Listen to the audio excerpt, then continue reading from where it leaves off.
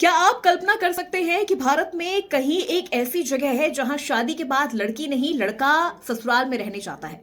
जी हां, ये सच है और हम किसी एडवांस शहर की बात नहीं कर रहे हैं, बल्कि हम मेघालय के दूर दराज के इलाके में रहने वाली कुछ अनोखी जनजातियों के बारे में आपको आज इस वीडियो में बताएंगे। पहाड़ियों पर बसने वाली मेघालय की खासी और गारो जनजातियां एक अनोखी सामाजिक व्यवस्था में विश्वास करती हैं, जहां महिलाओं को न सिर्फ सम्मान मिलता है बल्कि परिवार की जिम्मेदारी और विरासत भी उन्हीं के नाम होती है।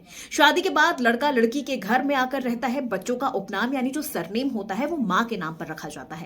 घर, जमीन और विरासत सबसे छोटी बेटी को सौंपी जाती है और बेटी के जन्म को यहां शुभ माना जाता है, एक नई वारिस के आने जैसा। यहां महिलाएं सिर्फ घर नहीं संभालती हैं बल्कि पूरा सामाजिक ढांचा उनके इर्द गिर्द ही बुना गया है।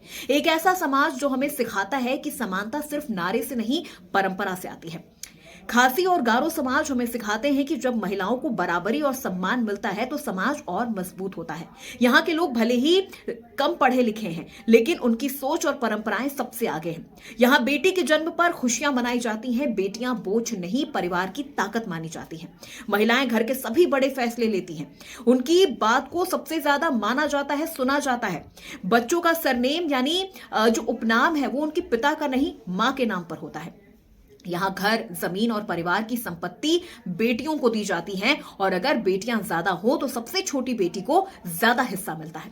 पहाड़ों पर बसने वाली मेघालय की खासी और गारो जनजातियां मात्र सत्तात्मक सोच को मानती हैं और इस समाज में वो रहती हैं।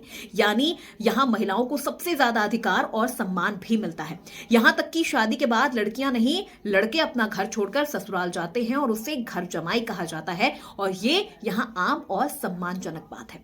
क्या आपको इसके बारे में पता था? और इस पर आपकी क्या राय है, आपकी सोच क्या कहती है? हमें कमेंट करके जरूर बताइएगा। वीडियो को ज्यादा से ज्यादा लाइक और शेयर करिएगा।